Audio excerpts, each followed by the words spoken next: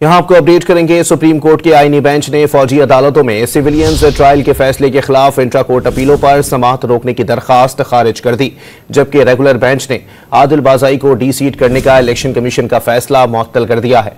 मजीद जानते हैं dot news के नुमाइंदे उमर बर्नी से। उमर, बताइएगा क्या तफसीलात हैं दोनों मुकदमात की? जी बिल्कुल, सुप्रीम कोर्ट के जस्टिस अमीनुद्दीन खान की सरबराही में 7 रुकनी आईनी बेंच ने फौजी अदालतों में सिविलियन ट्रायल के फैसले के खिलाफ इंट्रा कोर्ट अपीलों पर समाअत रोकने की दरख्वास्त पर समाअत की। अदालत ने जो अपीलों पर समाअत रोकने की दरख्वास्त थी उसको खारिज कर दिया।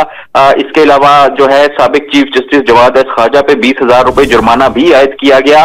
दौरान समाअत जस्टिस जमाल खान मंदोखेल ने रिमार्क्स दिए कि आपका कोई प्यारा जेर हिरासत नहीं, इसलिए ताखीर चाहते हैं। अगर अदालत का दायरा इख्तियार तस्लीम नहीं करते तो यहां से चले जाएं। दरख्वास्त गुजार वकील ने कहा कि आईनी तरमीम कलअदम हुई तो उसके तहत होने वाले फैसले भी खत्म हो जाएंगे।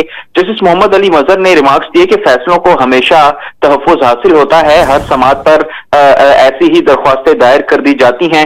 जस्टिस जमाल खान मंदोखेल ने रिमार्क्स दिए कि सुप्रीम कोर्ट आईनी तरमीम के तहत ही काम कर रही है, जो भी बेंच बन रहे हैं नई तरमीम के तहत ही बन रहे हैं। आईनी तरमीम का मुकदमा भी तरमीम के तहत बनने वाला बेंच ही सुनेगा। अदालत ने हसन नियाजी के वालिद हफीजुल्लाह नियाजी को रोस्टरम पर बुलाया और जस्टिस मोहम्मद अली मजहर ने इस्तफसार किया कि आपका बेटा जेल में है, क्या आप मुकदमा चलाना चाहते हैं? जिस पर हफीजुल्लाह नियाजी ने जवाब दिया कि बिल्कुल, मैं केस चलाना चाहता हूं। अदालत ने फौजी अदालतों में सिविलियन ट्रायल के फैसले के खिलाफ इंट्रा कोर्ट अपीलों पर समाअत रोकने की दरख्वास्त खारिज कर दी। जी बहुत शुक्रिया उमर।